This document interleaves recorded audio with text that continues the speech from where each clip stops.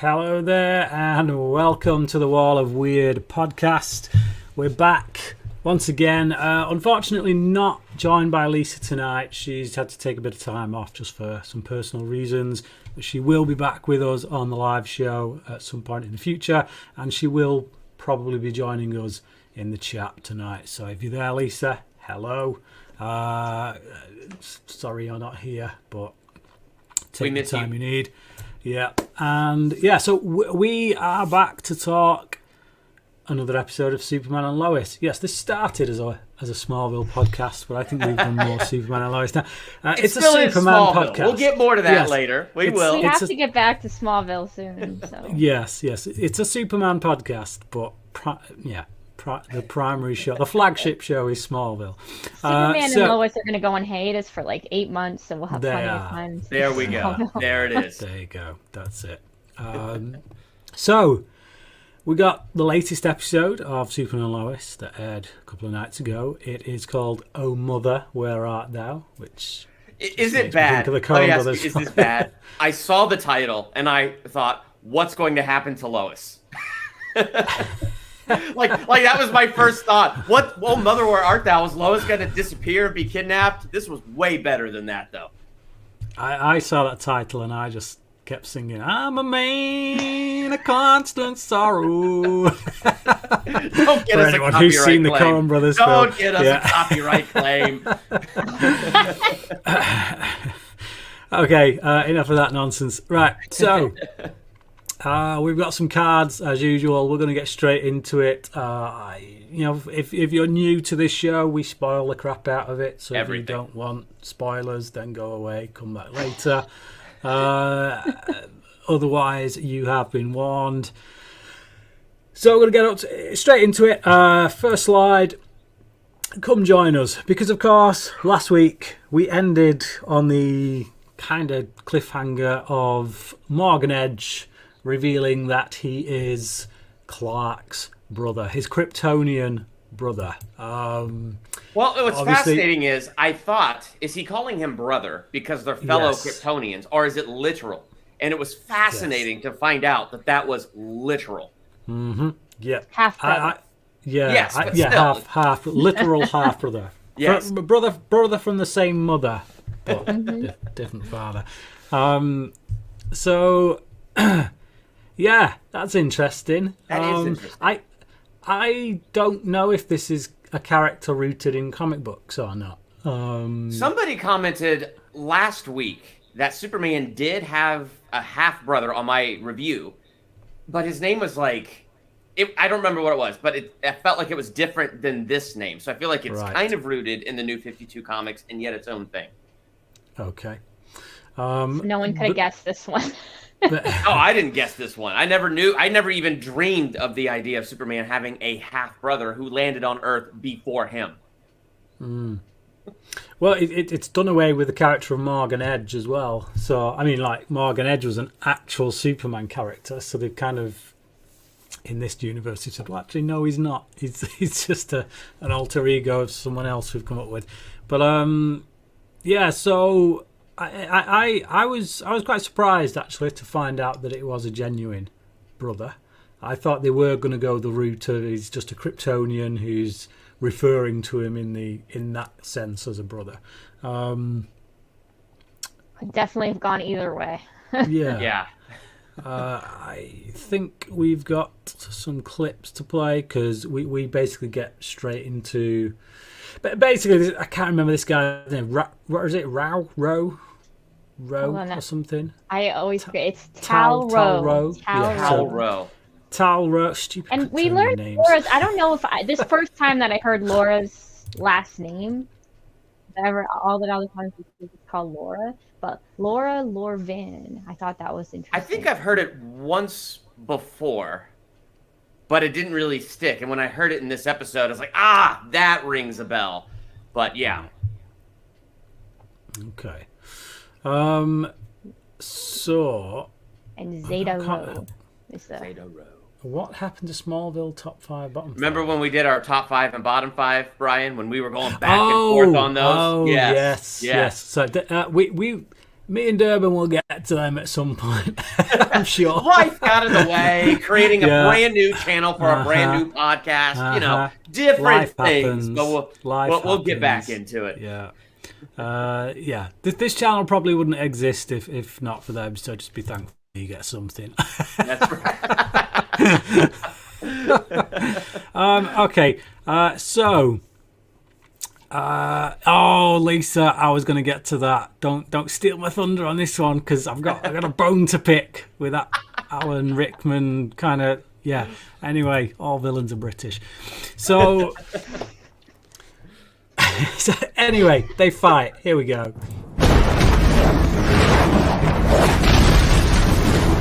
Time has almost come, Kal-El. Our people will awaken soon.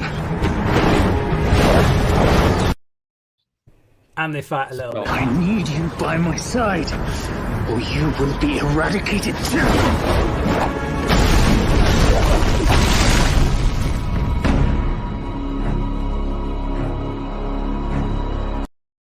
Now, right there, when he said you will be eradicated, Eradicator. Yes. I went the Eradicator. The Eradicator. But the Eradicator Yes, is so strange, right? Because like, it's part of the Resurrection of Superman storyline, where the Eradicator is one of the 4 Supermen, and it's like it's hard to define what it is. And I think they did a good job defining the Eradicator in this episode. Yes, just about. The thing is, I always thought it was really ill-defined in the comic books as well, to be honest. Yeah, 100%. Even like during the Death of Superman storyline, when the Eradicator stuff came out, I was like, if you didn't know who that guy was before then, it was very confusing. Yeah. But I gotta say, after the events of this episode, I'm pretty sure they're leading towards the Death of Superman storyline. Resurrection. I was kind of wondering that, but that would be interesting because now we have the Eradicator, and who knows what they're going to do with the Eradicator. They've introduced John Henry Irons, so we've already got Steel set up and his motivations. If Superman dies protecting the world, then that gives John Henry Irons all the motivation he needs to become a hero, because this Superman died for the world rather than killing it. Also one of his sons, right? I mean, yeah. Then you've got Eradicator has just come into the picture, right? Yeah. Then you've got his sons who could essentially take the role of Superboy. Like, Jordan could be Superboy. Maybe Jonathan. Maybe there's still a surprise reveal about him having powers. But what if? All we need then is Cyborg. I was getting there. You've stolen from me. I wanted to jump the gun. Yeah. Because when they go into that cave, okay? Yes. At the end, right? I think that now that Zor, whatever the hell his name is, I'm still going to call him Edge. Yes. Now that Morgan Edge can't bring back the Kryptonians, then I think he's going to go Doomsday. I think he's going to try and awaken. Yep. I think that's true. And I'm thinking that cave is like his version of the fortress. And he knows about Kryptonian, or the Kryptonian most devastating weapon. And I think he's going to build it. But I'm wondering, how does he think he's going to control it, if that's the case? Well, there's the interesting thing with the crystal, right? The sunstone, or is that because he said that was stolen? His mom said that Lara's sunstone was stolen that had her mind in it. Yeah, I thought that was an interesting line. Mm-hmm. Yeah, so I think we're going to see that. I think he has it. But you know what? Oh, go ahead. Oh, if you have it, play it. Hey. No, I don't. Okay. Well, I just thought it was an interesting explanation because, when I'm watching Man of Steel, I've always wondered, where's his mom's consciousness? Why would Jor-El just give his consciousness? Like, did they just run out of time and he never thought to put Lara's in there? I mean, in the original theatrical Superman 2 cut, you have Lara. So, like, you have her in that one. But this one did a really good job, like, explaining why it's Jor-El only, and kind of adds more tragedy to the already tragic Batman or Superman story. Which you can do when you've got 10 episodes of television and not 2.5 hours of movies. So right. Just before anyone starts jumping on Man of Steel, which is one of the best comic book movies ever made. Okay, so next up we've got KAL-RHO'S backstory. So, yeah, I take issue with this. So basically, if you're an alien and you happen to land in Kansas, America, you're going to grow up to be the ultimate hero of the world. If you land in Britain, ye old England, you're going to grow up to be Hans Gruber of Aliens with heat vision. Basically, is what they're saying. If you land in Britain, you got no chance. You're turning into a villain. Well, all right, let's take that scene, right? When he comes out of the spaceship and the people that find him. I mean, it could be anywhere in the world. If people They may as well have pitchforks. It could be anywhere in the world, but they point out it's England. It's not anywhere in the world. Well, they wanted to England. explain his British accent. I mean, come on. Yeah. I think it's a coincidence. Yeah, too many guns for England too. The only way they're having that many guns is if he landed in the middle of a fox hunt. Seriously. Well, maybe it was a fox hunt. Maybe he just crashed down right in the middle, and he's a teenager, and he came out in the hot sun and then saw a pretty girl and blasted, heat vision. It was nice. Here's the thing that bothered me is that he's kind of blaming them, but what did he do? Like, they came after him with guns, and then he killed them. Yeah, they shot him though. Yeah, they shot him, and then he didn't. Hold on. He didn't disable them. He could have shot at the guns and melted them. I mean, there was a million things he could have done. He chose to murder them. He was a kid who hadn't controlled his power. Don't forget, he's come from Krypton where he didn't have those powers. But he's landed on Earth. The first thing that happens, someone shoots at him. He gets angry, the same way Jordan did when he first got his powers. Yeah, but he didn't point at somebody, did he? He could have, but he didn't. But there's nothing to say that wasn't anger. When he gets shot, he's looking at the guy, he's angry, boom, he melts his face. But that's the first guy, then he kills the second person. He makes a conscious decision. Yeah, but that's much older. That's much older. Once he's been down in the dark. Pretty sure he killed both of them right off the bat. He killed one. No, and he killed the guy. We saw I think he killed the guy who shot him. And then the next person that we see him kill, because otherwise he could have wasted half of those other people that surrounded him. The next guy that we see him kill is the security guard. And by that point, it looks like he's been down in that hole for at least 10 years in the dark, having goodness knows what done to him. So, anyway, that completely misses the point. The point is, you land in Britain, you're corrupted. You land in America, you're the savior of the world. There. You know what they should have done, Brian? They should have had him crash land in California. If he crash landed in California, he would have been captured and experimented on for sure. Yeah, this should have been an American town as well. Well, just think. I mean, in Smallville, if the Luthers found him instead of the Kents, he became evil too. So it's more to do with who found him, less to do with the place. Well, the other thing you got to consider this. It's not just Britain that made him a bad guy, right? Wasn't his father already vengeful and bitter? Like his Kryptonian father was already vengeful and bitter because Lara left for Jor-El. And so he stole Lara's invention, to help preserve the Kryptonian race. Perverted its entire purpose for something evil instead of something good to replace the consciousness of other beings. And his son was probably radicalized by his father with that same type of bitterness. So when he crash lands on Earth, he's probably already trained to see anything that's not his family as lower than himself. So he's probably already come to Earth with this predisposed mind. And so when he's shot at and is having these powers for the first time, he might accidentally kill somebody, but he doesn't care. I mean, come on, these are ants. Boot ant. Like he's already been radicalized. I agree 100%. That's definitely what I see. Yes. Not saying you're wrong, Brian. I'm not saying you're wrong, but I'm just saying there's another side to the coin. Listen.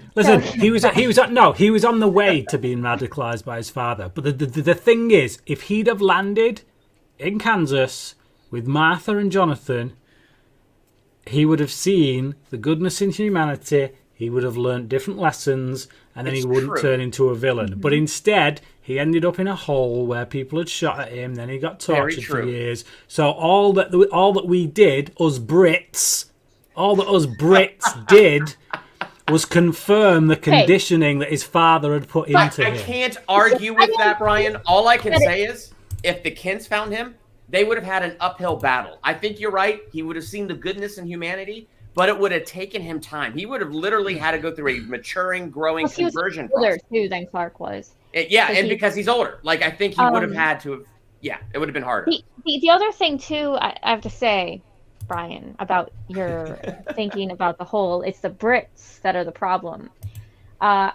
I need to see more than one landing to say, okay, if like 3 landed on Britain and they all went evil, and if 3 landed in Kansas and they all went good, then I'd agree with you. But you can't just take. Listen, I am criticizing the writer's choice. Okay, if we want to say that this guy is the evil mirror image of Clark, then have him land in America. Have him land in the same nation that raised Clark. But instead, the writers go, European, because they're villains. We do European villains. Russia would be a step too far. Russia would be the obvious choice. So we'll go with the next obvious choice, which is, hey-ho. But how cool would it have been if he was Russian? Because, they have that alternate storyline, Superman Red Sun, and that would have been an interesting way to approach that in the same universe. But no. Yeah. Anyway, we've spent far too much time on that. Yes, we did, but it was a spirited argument, and I at least was entertained. Yeah. I think we suitably discussed that point. So, KAL-EL'S family. So I wanted to talk about Jor-El for a second here. Mm-hmm.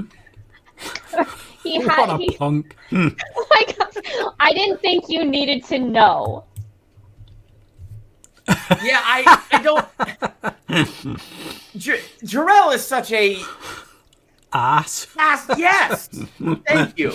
Yes, I was gonna. Are they just trying to make him an ass in every show now, or what? Because I think the idea behind that is the fact that he isn't human. He doesn't think like humans.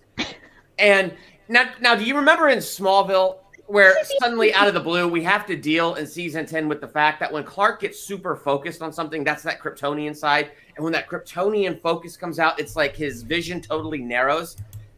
I kind of, this is what I did in my head. I'm not justifying it. Jor-El is a jerk face, okay? Like the way he's portrayed, he's a jerk. I'm just saying that perhaps it's what they did in the show Smallville. It's that weird Kryptonian focused mindset. KAL-El, this is all that you need to know.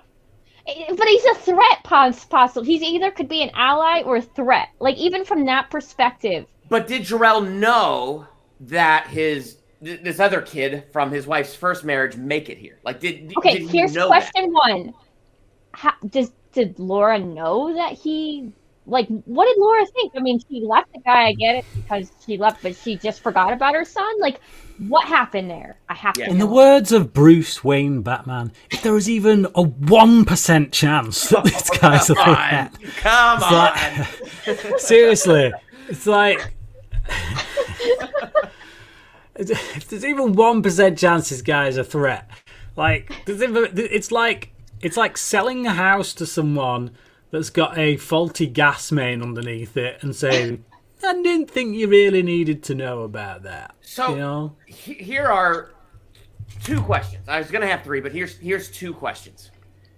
Was Morgan Edge sent to Earth the same day and same time as Superman? And just he said it was before. How soon before? Like, was Krypton destroyed? Was he sent before Krypton was destroyed? Did Morgan Edge's dad know Krypton was on its way to destruction? So it was well before. It was well before. Yeah, it said something about that Laura knew that Krypton was going to go towards destruction, and during that time, she decided to go with Jor-El. Apparently, fell in love and had a baby. During that, who knows what time period did she know that it was going to destroy? And sometime during that time period, this guy was sent, and then after which it seemed like years. And when you look at the flashback, by what they're wearing and stuff, it just seems like it was quite a while ago. It didn't Yeah. look like it was, anywhere near when Clark would have arrived. I don't know. I don't know how a mother could just be like, what did she think of this other son, and to never. Yeah. So we'll get into more Lara when we get to that point. But when they bring Lara back in this episode, yeah, they did a little bit between her and Kal-El, but it wasn't as deeply emotional as I was kind of hoping it to be. Mm-hmm. And like you said, they didn't really address this whole her talking about her other son thing. And so it's like, what is she thinking that her other son is here and he's evil, and this son is here and he's good? Is she really playing favorites? And I'm wondering, because they said this kind of made it so that the human consciousness can take the seat back. So the Kryptonian consciousness is still there and will eventually go away. So will we have Lara resurface in later episodes to hopefully fill this emotional void that we are not getting yet? That's what I'm hoping. I feel like we didn't get an explanation for Laura about what happened with her first son and what her feelings were about that. Did she know that he got sent away? Was there some big fight where she couldn't see her son? What happened? Because I just can't believe that she was just like, all right, I'm just gonna, leave this guy and go with Jor-El and forget about my first family. I don't know how I feel about that portrayal of Laura in that. Yeah, because the more I watched it, Lara. It's Lara, isn't it? Lara. It's Lara, like Lara, but Lara. Sorry. Lara. But it's just, I don't know. I thought it was a really cool concept to bring her back. But when all those super people were flying up, it's like she never even made an effort to connect with her son, even for a second. And I was like, why didn't she didn't help either. She was just like, okay. Yeah, that's what I'm saying. She helped with the technology, with the Eradicator thing, but she did not try to connect with her other son. And you would think, regardless of how that marriage fell apart, a mother loves her child. So she would try to connect with that other son. That was a big flaw for me in this episode. Yeah, but are we to understand from? Is this a bit like Man of Steel, in which he wasn't a natural born, in the sense that it sounded like it, because they said that they did it by genetic matching, and so Edge's father and Lara were the genetic match. Yeah. And I don't know if it's like that show Krypton, where they just and Man of Steel, where they just kind of take their genetics and make the baby in that pod, and then Clark was the one natural born. I don't know. I want that explanation really bad. Yeah, because in Man of Steel, Clark or Kal was the first natural born for centuries and stuff. I feel like it was pointing in that direction heavily. I really, because that's the only way I could even remotely begin to justify why she would have such a disconnect to that son. But even if he wasn't natural born, you've still raised him. You're still the one who's had to teach him, and you still it's still like adoption in that sense. So even more because it's still, even though you didn't grow the baby, it's still your genetics. Part of your genetics. I mean, it's as connected as a dad is, really, right? Mm-hmm. Yeah.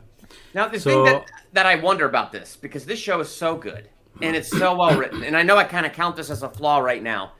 But because this show is as good as it is, I got to believe they're not done with this. I got to believe these Kryptonians will surface and go back down, and until the human takes control. So I got to think Lara's going to come back. And she's going to have to play some sort of key role. I got to believe we didn't have these big emotional beats or some of these other explanations because it's on the way. Yeah. I think it was the last episode where I think Aaron White may have mentioned that the original run for this was meant to be 10 episodes. Yeah. And I think he was the one 15. Who said that. Yeah. Because this definitely feels like it's an end of season kind of closer, so to speak. But I feel like there's a bit too much in it. I feel like they've tried to pack too much into this episode. And I felt like it moved too fast for me. Yeah. There's so much information. I agree. I need to see the rest of the season just to see how it flows when we get those other episodes. And that's what's kind of hard about that because, like, I agree. They jam-packed a lot. They moved really fast, and I feel like they missed some key moments. But this show is so good, I've got to think those key moments are coming. Yeah, I was... Because they're usually good with continuity, aren't they? To Yes, they progress are. as fast as it was, where you know we basically went to the climax, what I thought was going to be like the season end, right there in this episode, and they resolved it like easily, too easily for me. Way too easy, yeah. Like Yeah. I thought we'd have more time with Kyle and Lana and his kind of Kryptonian side emerging, but in this episode it's just like, no, boom, he's back to Kryptonian, he's full Kryptonian, and it's like Lara's got to save him and everyone else, and it's just whoa. This is why I gotta believe this isn't over, because like they said, it's not like these personalities will disappear. They just gave the human side the chance to take over and wipe out the Kryptonian personality. And we have that ominous thing from Kyle to Jonathan: when I get out of here, I'm going to kill you first. And like you noted, Brian, this show has great continuity, and I have not been disappointed yet. So I gotta think we are building to something. So maybe this was the original season finale, and so maybe it feels the way it feels because it's retooled a little bit to continue on some more episodes, and so maybe they rushed that a little bit. But I'm hoping as we get these other episodes, it's going to give this context, and it's going to lead to a really good place. I really hope. Yeah.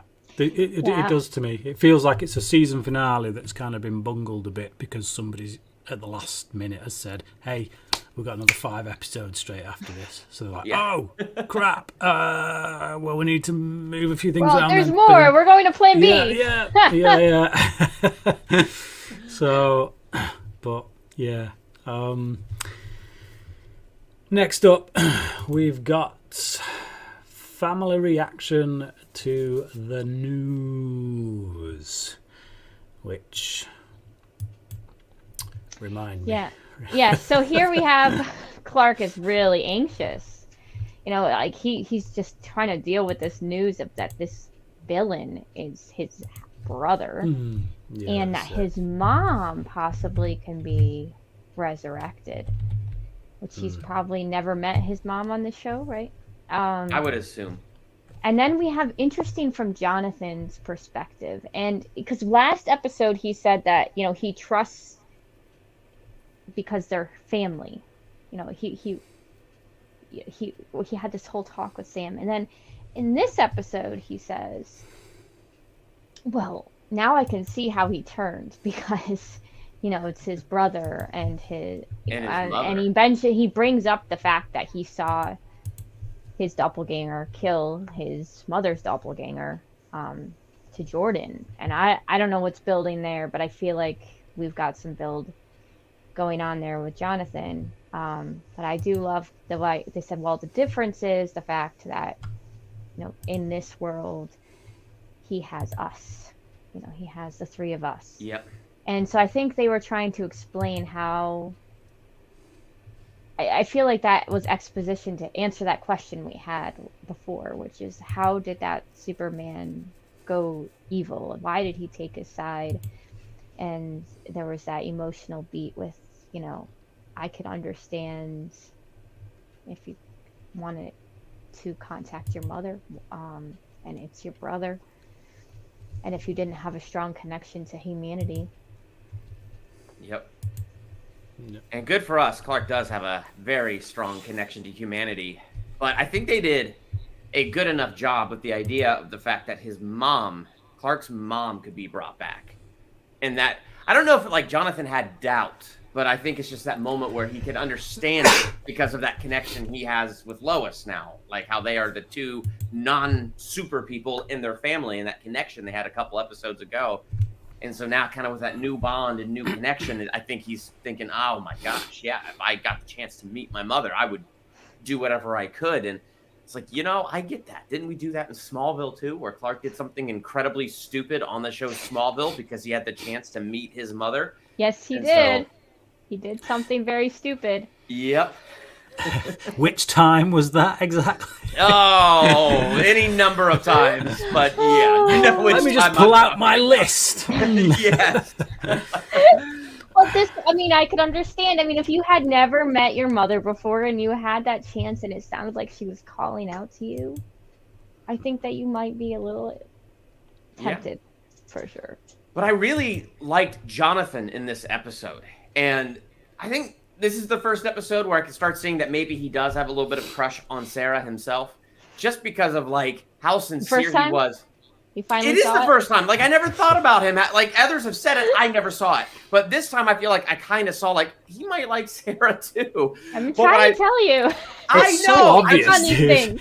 Well, It's been obvious since day one. I Come didn't on. see it. Maybe I didn't allow myself to see it, but I didn't see it.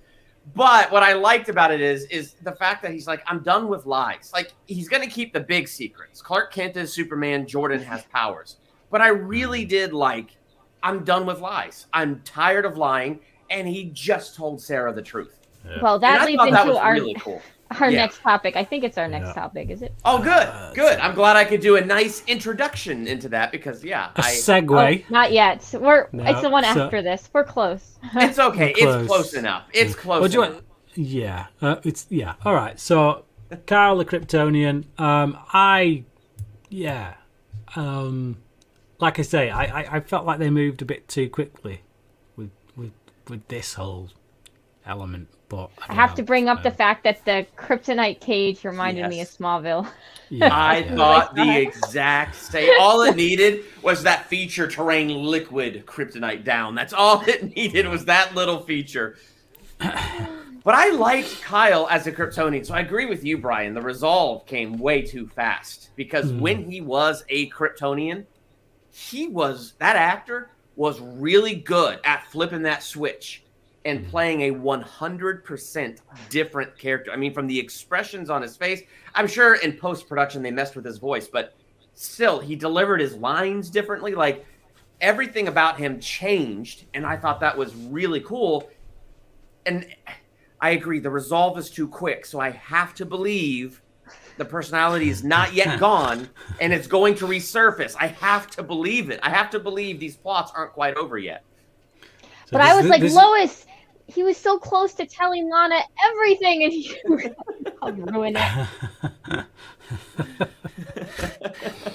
So, yeah, what was I going to say? I have a question, actually. farted out. So she had the kryptonite in her hand. So Lois brought out the kryptonite, right? At the perfect Yeah, that was a cool time. scene. Okay. But why didn't it affect him right away? I think because while he was Kyle, the powers were dormant and all the Kryptonian stuff was dormant. And then when the Kryptonian phantom surfaced, I think perhaps the powers surfaced and then they're affected by But kryptonite. Durban, This is the start. Yeah, but this is he the switched. start of it. Really, for me, is like from this point on, I feel like there's a lot of inconsistencies, and I feel like those inconsistencies are a result of not having enough time to get everything in. And Like, I'm for not me, going to disagree with you on that. I'm just saying, if you had to ask that question, based upon what I saw, that would have to be the answer I would give.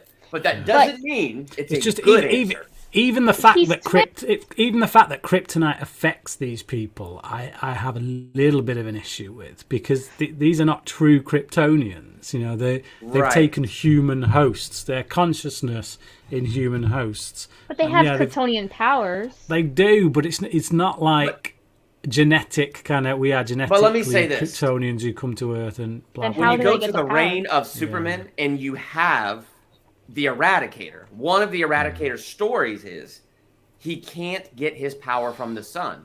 So what he has to do is take Superman's body that has been buried, hide it in the fortress, and let the fortress recharge Superman's body enough. Then he comes and absorbs the power out of Superman because he can't get it from the sun. So even like in comic history with the Eradicator, it does have the same powers of Superman, but it's different. So I don't think kryptonite would affect him the same. He doesn't get his powers from the same source. So I think I agree with you, Brian, that it's the same, but it's different. And I don't think kryptonite should affect them because it's a weird, odd situation where they're basically created by a form of kryptonite. Yeah. Yeah, it's not that I can't accept it. Yeah. It's just that I feel like there should have been a bit more time given to it so that they could reason it, but it's just like I say, because they're cramming so much in, they're just breezing past so many moments where it's like, okay. Well, yeah, I mean, they did this in Smallville too, where they had, someone would all of a sudden would have a rock, and it wouldn't affect them until they opened their hand or took it out of their pocket. And I feel like that's exactly what happened here. It's like they just take that liberty. It bothers me though, and I really wish they would have fixed that in the show because it's like I feel like they could have had a real weapon, not just a rock, where it was encased in lead, and if they had shown that, then I would have felt a lot better about it. Because it's not like they don't have them. It's like why have this whole plot line that we've had throughout this first season with General Lane inventing all these weapons and then just come in with a rock. I hit him with a rock, to quote Batman the Animated Series. But he did have those kryptonite handcuffs. Those are kind of nifty. Yeah. I just think it's just like in Flash and Smallville, they did the same thing. Like at some point, they just start having these special handcuffs. You put them on, and for some reason, it takes away their powers. Yeah, they do the same thing in Deadpool too. Yeah, the whatever suppresses. It's like what the writers box him in, and it's like, well, what do we do with these people? We can't just kill them all. So. Yeah. So this does raise issues, Brian, and I don't know that the future can fix this kryptonite thing, but I'm still hoping. We got, 4 episodes left? I'm hoping they can fill in these gaps. Yeah. Right, next up, Jonathan shares the truth, which we've kind of...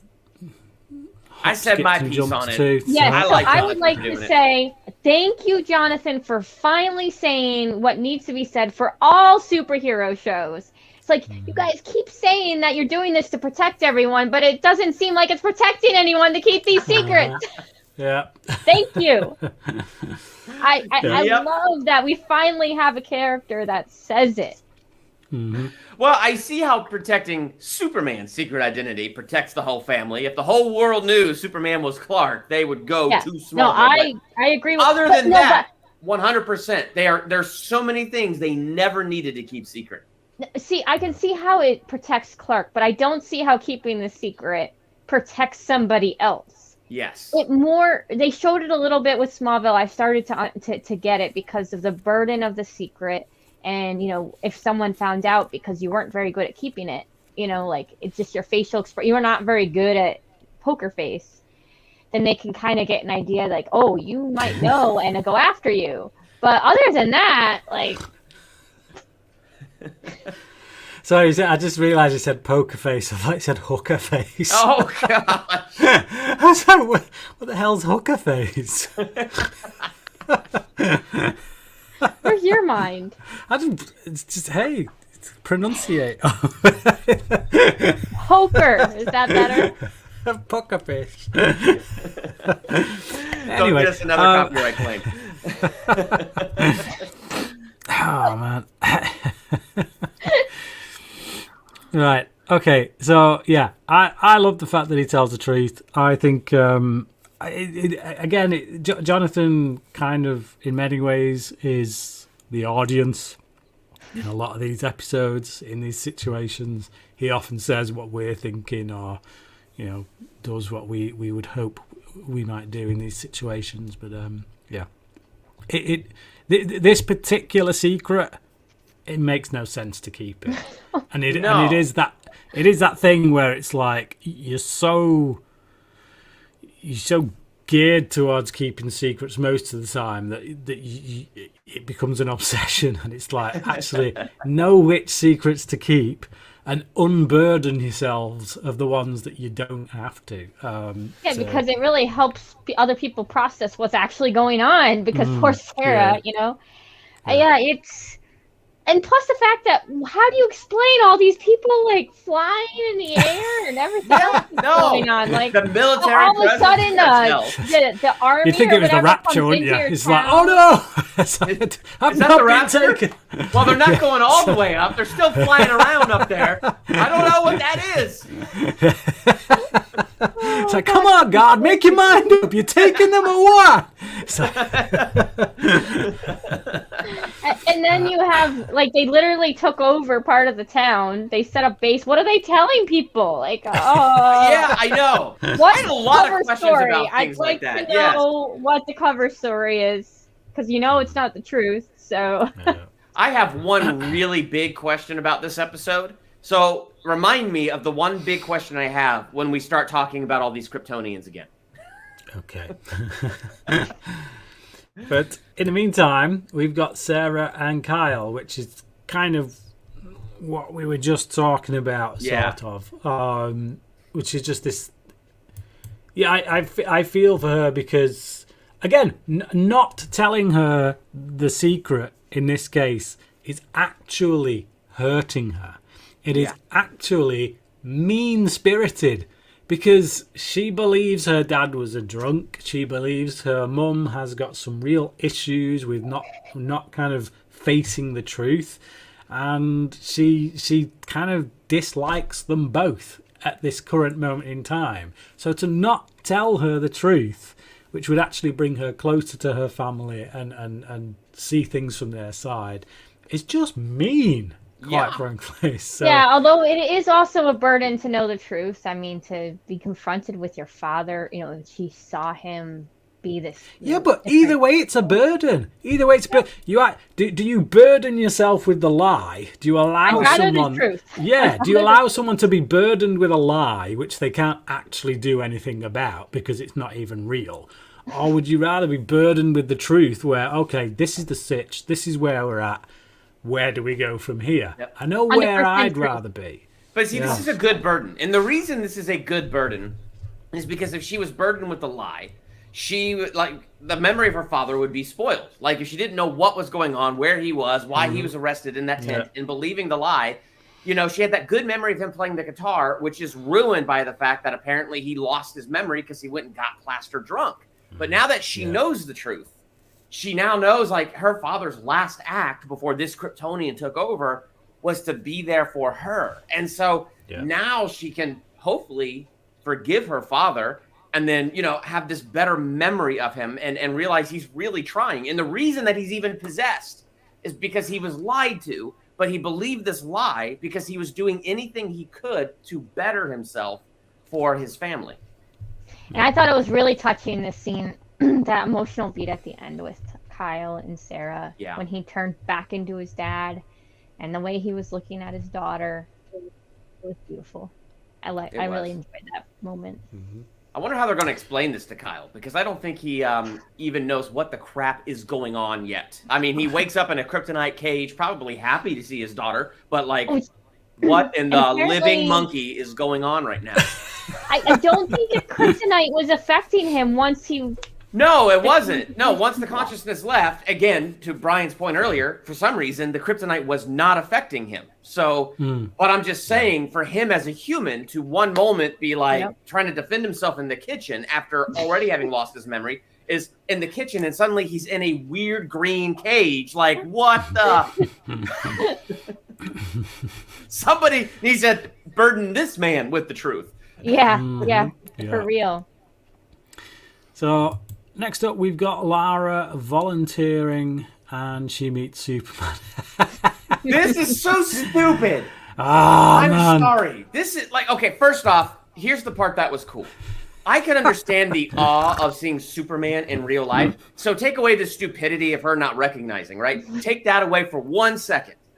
I thought it was a cool shot where she sees Superman for the first time. His cape slightly blows in the wind.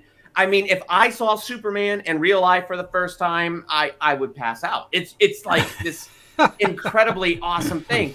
The thing that is so stupid is, and I love Tyler Hoechlin. Understand that I love him. He does not play one iota of difference between his Clark and his Superman. And Lana knows Clark so freaking well.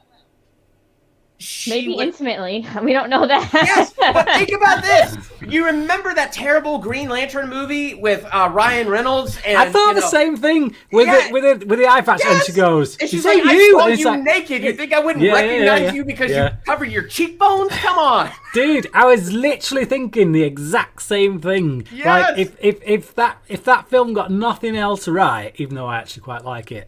At least that scene I thought was on point, because how many times in superhero movies here in this scene she should have recognized him like that. Yeah. So I was okay with it when he was far away and she was looking at the distance. I was like, he wasn't talking. I was like, okay, that's acceptable.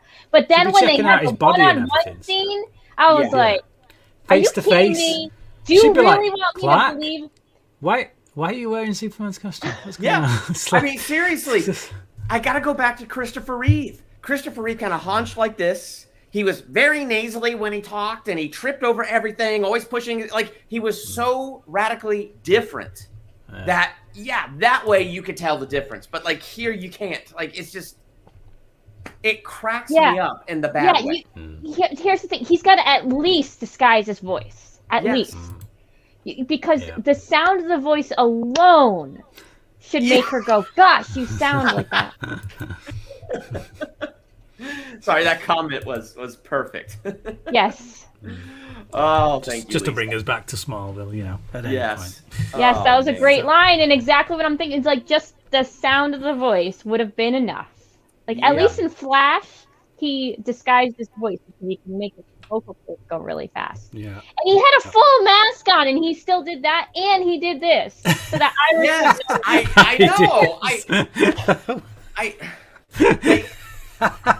they really needed, for this Clark Kent, he needed to do his hair slightly different. He needed to act a little bit more like Christopher Reeve did. I mean, he didn't have to be, you know what I mean? Like, he didn't have to copycat Christopher Reeve, but he needed to find some way that his Clark voice was different than his Superman voice. He's got to sound different. That has to be key. And you definitely sound you need to puff your chest out, and you need to get a bit more manly. It's like, there's no reason with his super speed that he can't just go whoosh, and his hair is completely different. It's like, gel it up, boom, done. It's like... the hair and the voice have to be... And the way he stands has to be different.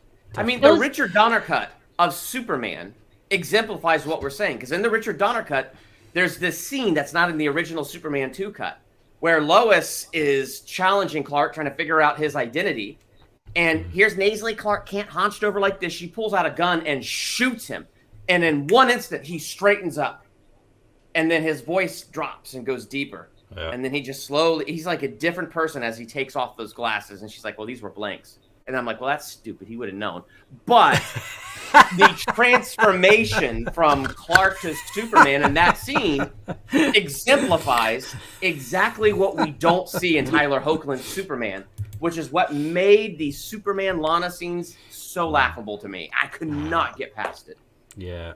My God. It totally ruined it, because Lana knows him so intimately. She does. Even if it's not that knowing, they've known each other for so long. They've known each other so long. The only explanation I can offer is that she's so hopped up on adrenaline right now because of everything that's going on with Kyle and the choice that she's about to make. And she just met like this Superman. She just meant the celebrity. He's like Superman. But at the same time, I gotta say this.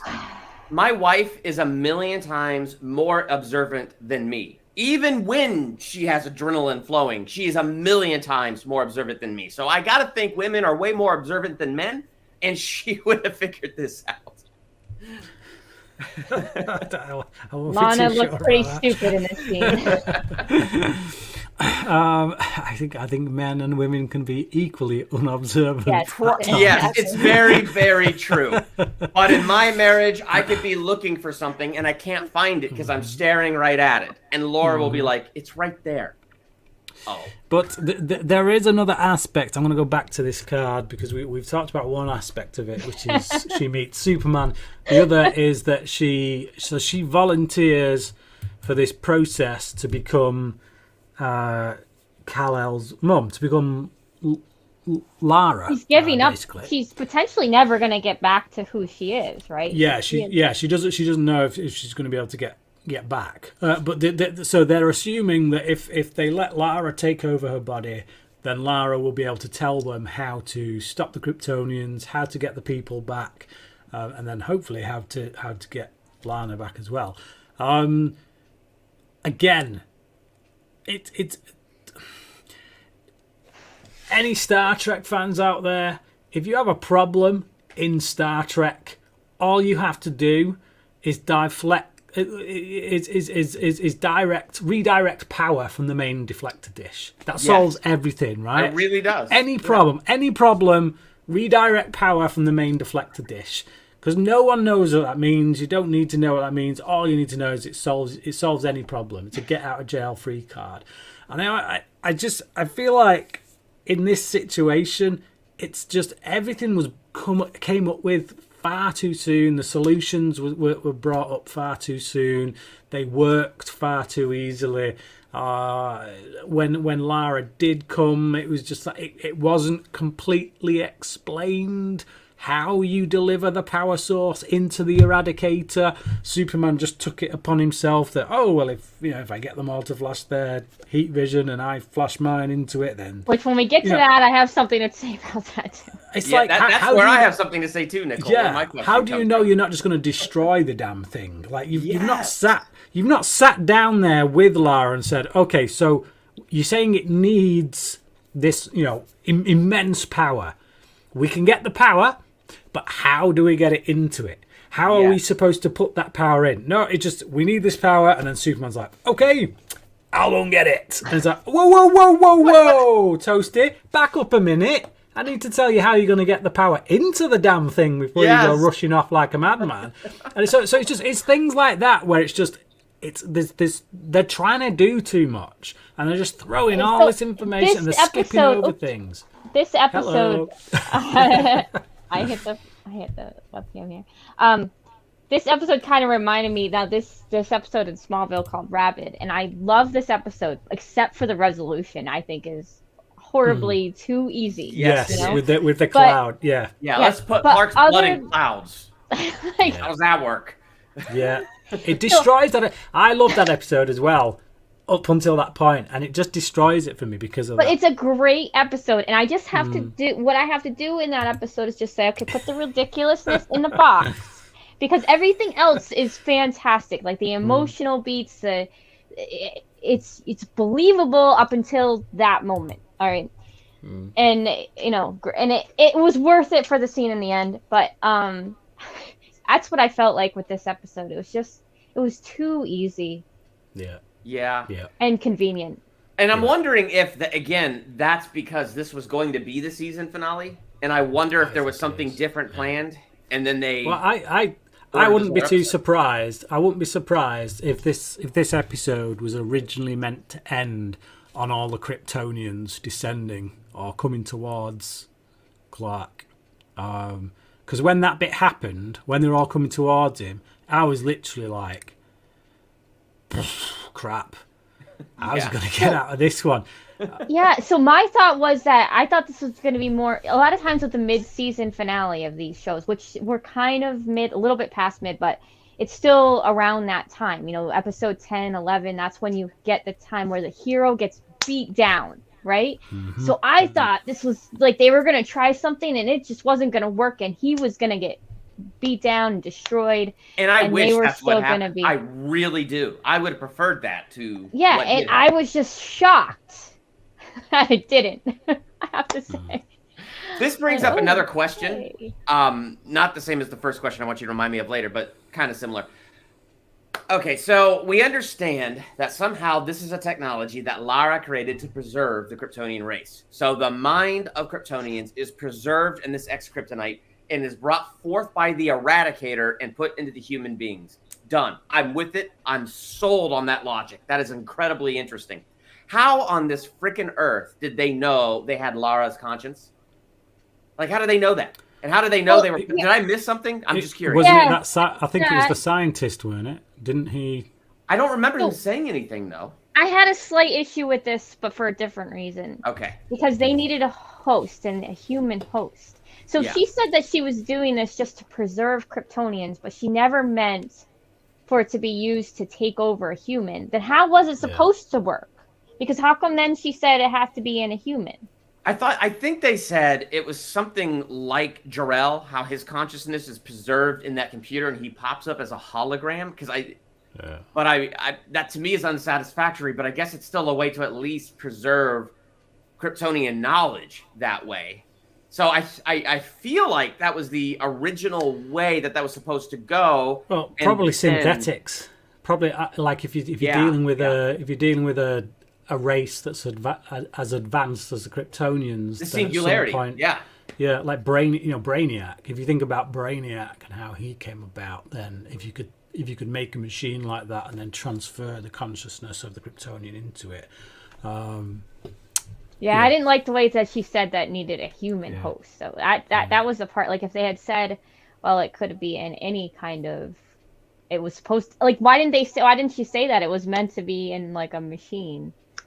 That would have been happier. That would have been nice. I agree. When she said that, was she not talking about Morgan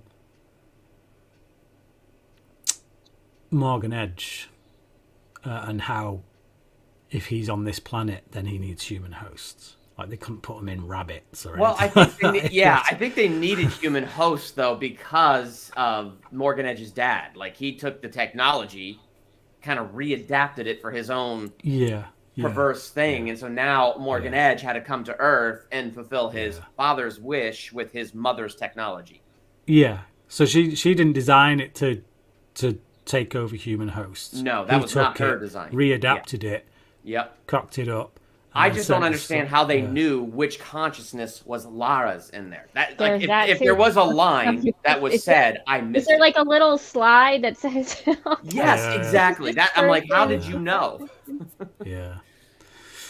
I mean, cool concept for an idea. Awesome to have Clark and his mom meet. I love that concept, but they needed to explain that. Like, I didn't get how they knew it was Lara they were putting in. It's just rushed. There's so much in this where I'm just like, I don't know why this has happened, how it's happened. I just know that it's happened. And it's because there's too much happening. So, yeah. It's a bit sloppy, but there you go. Okay. Yep. So apparently Donovan is in the comics. So fascinating. Yeah. I had a feeling he would be because of the double D. Yeah. Oh, Brian. Not a reference to a bra size, but his initials. So are we talking about the resolve yet with these Kryptonians? No, next I think is we're talking about him with his mom. Okay. So we've got Lara, not Laura, meets Kala. There was emotion lacking in this for me.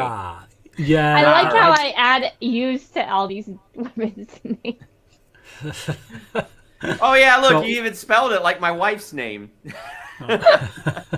So Lara meets KAL-El and Lois, and there was emotion missing here. I've got to go with you on this one. My slides. Yeah, this didn't feel. It didn't have the punch. It should have done. You know how there was that slight slow-mo as Lana was walking to the machine, like walking to the Eradicator? Mm-hmm. It wasn't like a big thing. But they didn't even have that for the moment that Lara reveals herself. I have to say, I disagree with you guys a little bit. If you could play the clip, I'll show you the parts that really affected me. Do it. Let's do it. Just before I do that, going back to that scene, actually, where Lara goes into the machine...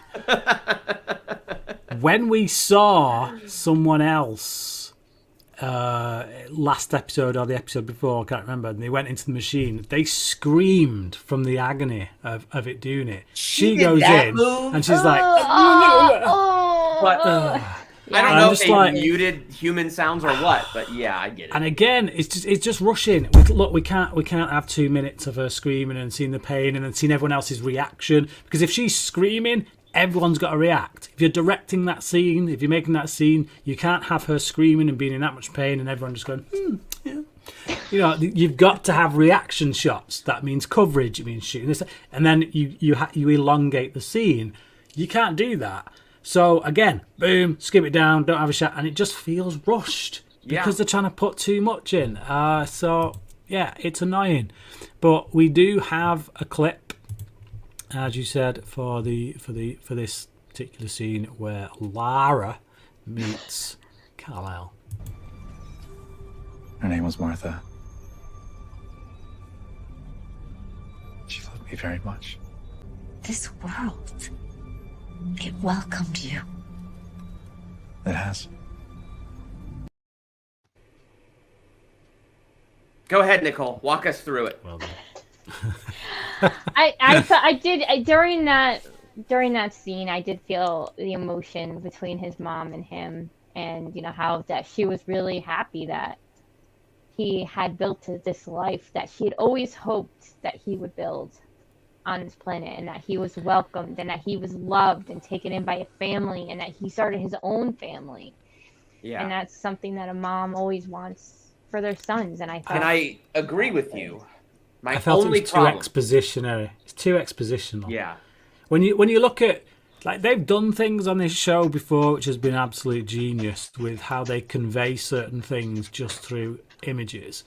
Like, for example, that the moment me and Durban really loved when they had something going on with Superman and someone he was going up against, as well as, I think it was when Jordan punched Jonathan's hand. Yes, that was amazing. And they juxtaposed that with something that was going on with Superman to show that, you know, a visual, you know. So without words, they brought a theme to bear through visuals and stuff like that. I know you can't really do that with a scene like this because you've got to have the two of them interacting. But as a result of that, it just felt, it's just two people exposition, telling each other how they feel and telling each other what they've been through in a moment that's like, well, how do you convey a lifetime's worth of longing for your mother? And that's what's missing for me in this scene. Yeah. They should have had a hard time talking. I mean, they should have been welling up with tears. Yeah. I don't know what to say. I don't know what we've got to stop Morgan Edge. We've got to get on this. But I've got so many things I want to tell you. Did they hug? No, it's just like, I'm trying to remember. Did they even hug? And if they did hug, it shows the lack of emotion that I'm not even recalling that moment. So if it's there, I can't even recall. And I just watched it. I don't think they did. And so it's like there needed to be this heartbeat moment of silence. There needed to be tears down Lana's face, tears down Clark's face, and there just needed to be that moment. When they were doing this scene, I think the music was there, the score was there, but the emotion. I find that when Lois gets to have conversations with people, I think the information always seems to be conveyed better, to be honest. I think that's just maybe a testament to the actress, I don't know, but it just, she's able to carry a lot more weight during dialogue heavy sequences, I think. But that's also another scene, and I agree with you, Lisa, but that's another scene with lines through tears. Was that her son found love, and here she is talking to the love of her son's life and finding it's a relation. Hopes and dreams for her son are coming through, and that emotional punch was absent even from that dialogue. Yeah, I just feel you rush.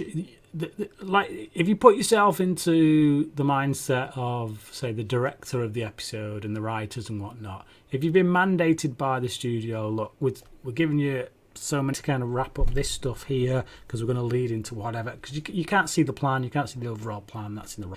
So if they've realised, look, we've got to cram all this lot into this bit, it really restricts you as a director. You've got so much time. The information we've got to get across in this scene, we've got to get across. And it's just like, you're always feeling that push. And I just feel it's cocked it up. I personally, I mean, people would already realise from what I've said already. I actually... Lisa's comment there. Sorry. Let's have a look. Wait. Can I meet my grandsons yet? Yeah, I thought that too. I couldn't believe that she didn't want to meet them. I think she want to meet her grandsons. Yeah, what about our other? So yeah, for me personally, the season for me, because it's just.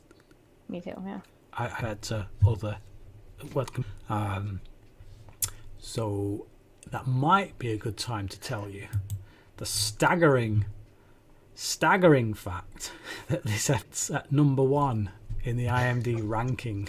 Why? I don't understand these people. I don't really think it's a bad it. episode. I don't. But it's not great. It's not great. For instance, obviously you have to take into account the this is the newest episode. There's far less votes. There's like 400 and odd votes on this. Yeah. Where if you look at the pilot episode, there's like 3,000 votes on it. So it's always going to be the proper diehards who watch it first night and go straight to IMDb and rate it. Who are like really ramping it up. It's got an 8.9. It's the only episode with an 8.9 so far on IMDb. I've said this before and I was wrong. I would personally expect that grade to lower by the time we come around to next week or 2 weeks from now. I agree. But I said that before with I can't remember what the episode was, but yeah, it didn't happen. So currently, is this a good time to bring up my final question? Can I bring it up about the Kryptonians and the resolve? Go on. Superman does his solar burst. They're all flying in the sky, and they focus their heat vision not on Superman, but on the Eradicator egg. And then that burst happens. And what we do is we cleverly cut to Kyle, and we watch Kyle fall down. And then we know he's normal. And then we cut to all the other Kryptonians are just conveniently just laying on the street. And all I could think is, all these mortal people fell out of the sky. Uh-huh.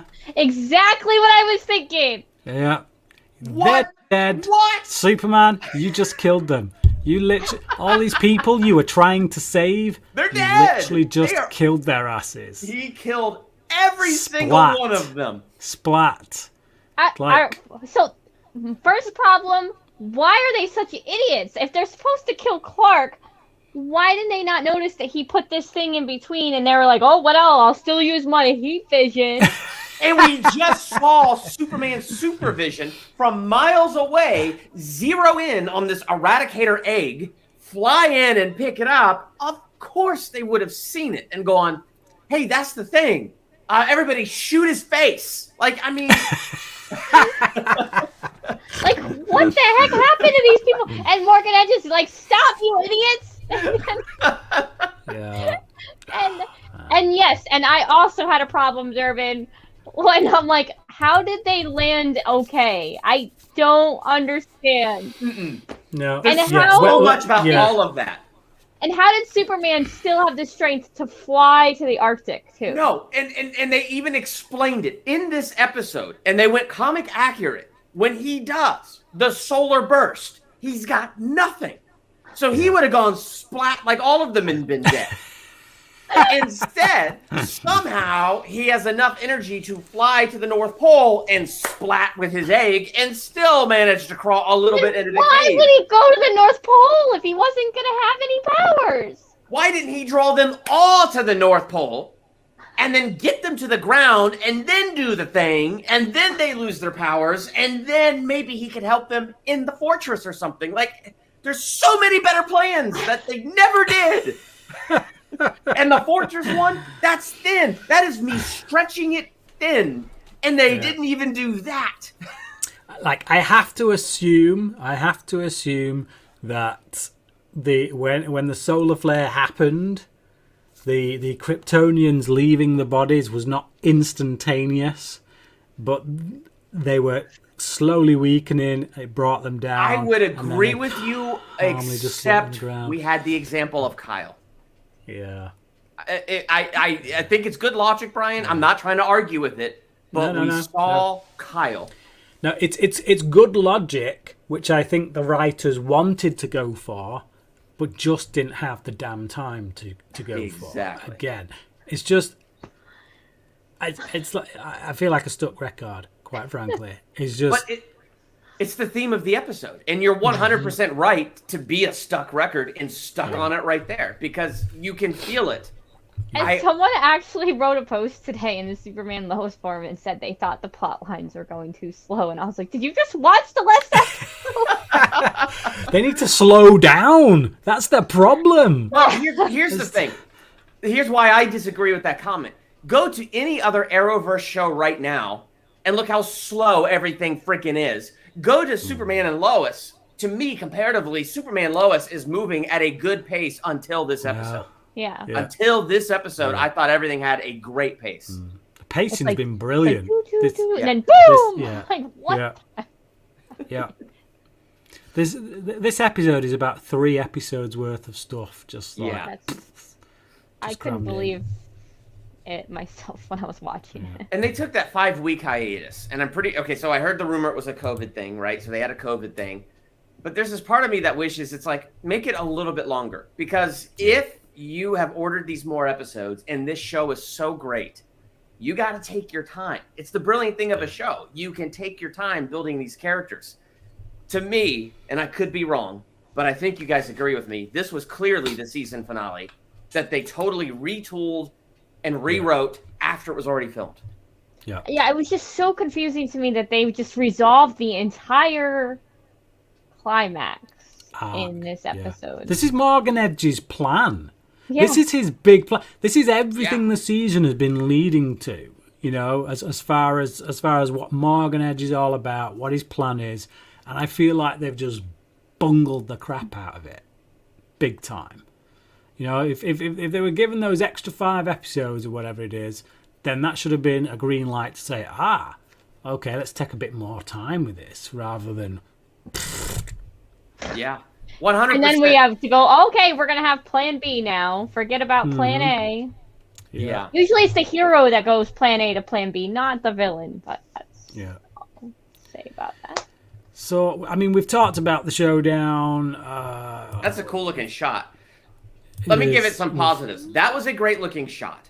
I love the shot where he's flying in the sky and they're all chasing him. And it's like the sun sinks faster below the horizon to kind of represent the speed at which they're traveling. Yeah. Like the shots were beautiful, but to me, that right there is a cliffhanger. yeah. That's a cliffhanger. That's all those Kryptonians heading towards Superman. You know he can put up a decent fight with one, but all of them, he's got no chance. That's a cliffhanger right there. That should have been bumped right up to the end, and then everything else that we've just talked about should have been given more room to breathe.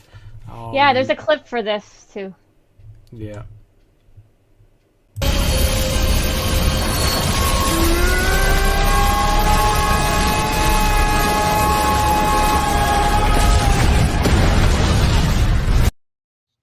Look at that. Perfectly aimed at the Eradicator egg. What the crap?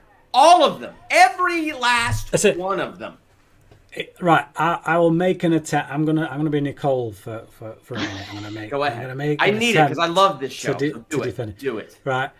So when they all fire at him, they fire at him, and I got to assume that once you're firing that heat vision and it's white hot, you ain't seeing much of what you're firing at.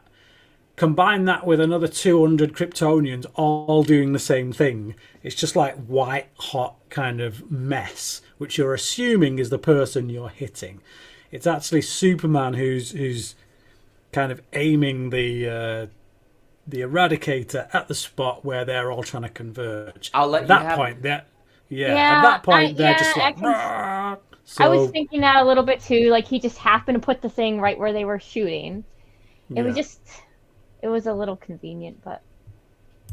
But they needed to explain. They needed to have Lara explain. Yeah, you could transfer energy by your heat vision, which is why a solar blast will work. Because you're right, Brian. They never took the time to explain to us, okay, so Superman has more power than the sun. How do you transfer that power to the egg? That's a lot of power. Yes. And then you have all those Kryptonians. But I wish they would have taken 2 seconds for Lara to just explain her technology just a wee bit more. We just didn't have enough time with Laura, period. I mean, No, we did not. Yeah. No. Like if this had been Smallville, I would imagine, well, a good Smallville episode.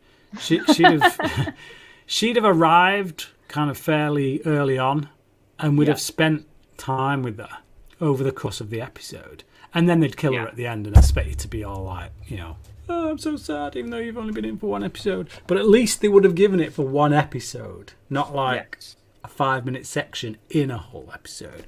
So yeah, whatever. they did get Lara.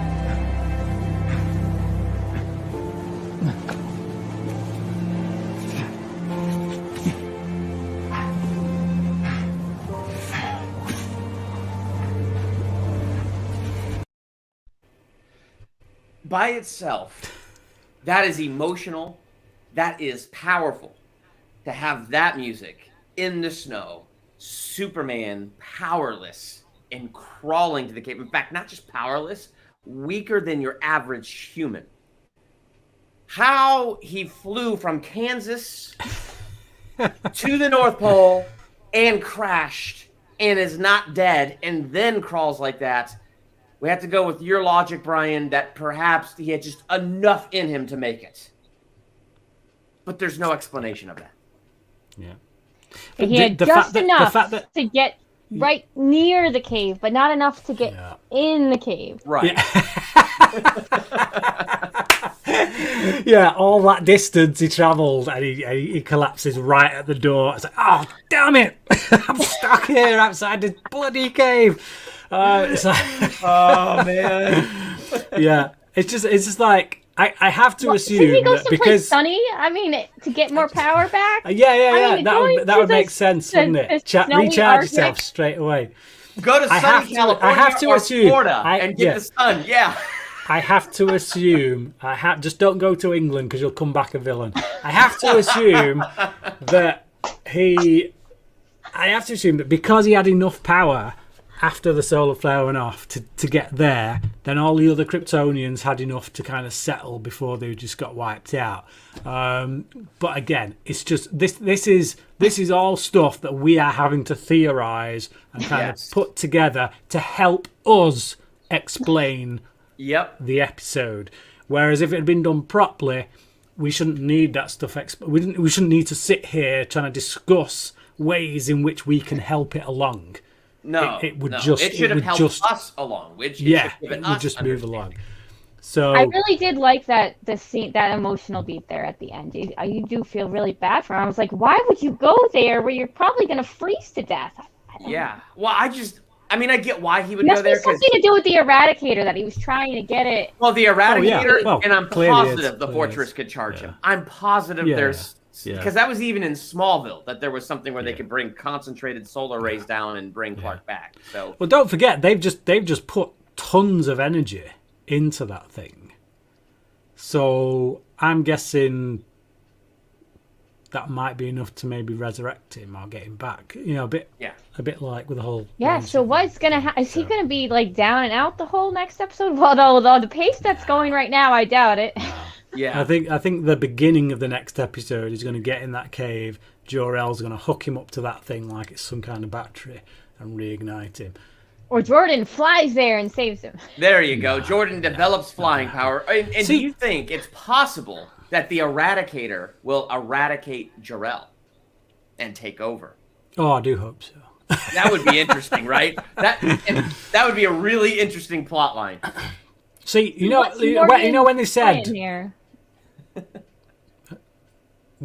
they said when they were discussing what the plan was, when Clark was going to go off and he's got to make himself have a solar flare and stuff, and then he comes rushing in to grab the Eradicator thing, and then his family is all around and stuff. What I actually thought was going to happen is the solar flare was going to go off, and it would charge up Jordan so much that he would actually start flying and develop more powers. Don't say things like this, Brian. Don't remind me of the opportunities that are missed. That's literally where I thought they were going to go with it, and they just didn't at all. Anyway, that's the end. We've been at it for an hour and 20, which... Let's do our rating. We did a lot of ranting, I guess. We did. We did a lot of ranting. So I'll go first on this one. I usually pick one of you guys. I've already stated it. I think this episode is the worst of the season so far. It's rushed. It was clearly meant to be a cliffhanger, but something somewhere has gone wrong. Whether that's rewrites, whether that's instructions from the studio, whether that's jumping the gun because they've realised they've got a few more episodes that they've got to put stuff into. I don't know.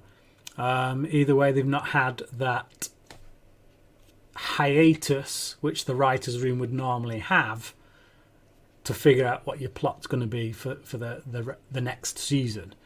Instead, they've had, oh crap, this isn't a cliffhanger. We've got another 5 episodes and we've got to come up with it next week.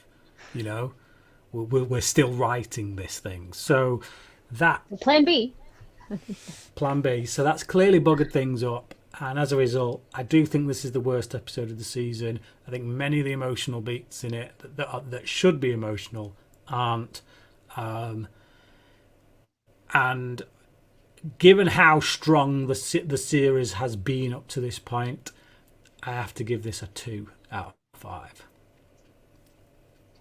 I'm going to go with a 3. I thought that there was quite... I think that that scene between Lara and Clark, although could have been better, it did affect me a little bit. And I also liked the Kyle and the SARA moment when he came back, and then that moment at the end with Superman crawling. So because of those 3 moments, I'll go. And there was some good action. I'll give it a 3. Well, you are joined by There's Lisa, who also gives it a 3. I'm torn because I do agree with you, Nicole. There's a lot of good stuff in this. I also agree with Brian, and I have my own disappointments. I'm just going to go 2.5, split the difference, because I really am. I am torn because, I don't feel like it's all the way to a 2, just because, overall this show is so good. I don't feel like it's all the way to a 3 because of all the episodes so far, this is the worst. And earlier, somewhere in the middle of this, I was debating, do I want to give this a 3 or a 2? And the reason I was even thinking a 3 is because what if there's more context coming? What if we get more time with Lara? What if she resurfaces? I mean, what if Morgan Edge has a more diabolical plan? What if in the next episode they realize? What if they knew that they were rushed in this one? And so what if the next episodes or so start to fill in these gaps? Now, I'm being a little too optimistic, but, that's a characteristic of Superman. So I'm holding out hope that they've already fixed it. I'm holding out hope. So I'm going to give it that 2.5. Yeah, but if you have to fix something, that doesn't make the thing that you've had to fix the better. Moment I heard that they had a certain amount of episodes and then they ordered more, I was already nervous because that already messes with the pacing that's already done. Mm-hmm. And you're right. I'm not disagreeing with your point, Brian, about if you need to fix something, it's a problem. I'm just trying to be optimistic and have hope because this is the one CW show that's on right now that I really, really like, and Superman deserves a good show. One of my reasons for grading it like this is, Nicole often says, she's often very reluctant to give a 5 because she's always like, well, season closers, they tend to be 5s, and until we see the season closer, I'm reluctant to give 5 because I'm not sure what its absolute best might be. Well, given how good it's been and the fact that I have doled out some 5s, I just think you have to flip that coin and say, well, okay, if the show is consistently this good, what is it like when it's at its worst? Because compared to a lot of other shows, compared to a lot of CW shows, this episode that we've reviewed tonight would actually be a 3, maybe a 3.5. Oh, yeah. And I'm compared to some of the Flash, it would have been a 4.5 this season. Yeah, Are you kidding me? I'm not measuring it in context to them. I'm measuring it in context to this show. And so far, this show has just nailed it, and I think this is the first time it's really dropped the ball. So for me, that's why I'm like, okay, I think this is what this show looks like when it's bad. Hopefully when it's at its worst. Yes. Wow. Remember, we have ageless. I was about to bring that up, Nicole. I was about to bring up ageless. So, you know, there could definitely go lower. Yeah. It's only season 1. That's why I didn't give it a 1. I gave it a 2. I'm leaving a little bit of wiggle room. So, there we go. 2 out of 5 from me. 2.5 for Durban. And 3 each for the girls. Yep. Who are wrong. Right, so we will see you next There's no week. right or wrong. It's all opinion. That's right. So Lana Lang on Smallville is terrible. Right. Okay. I'm sorry. I just Oh, man. And on that note, to the people in the chat, which I think was mostly Lisa, to be honest, thank you for joining us. And we will see you next week.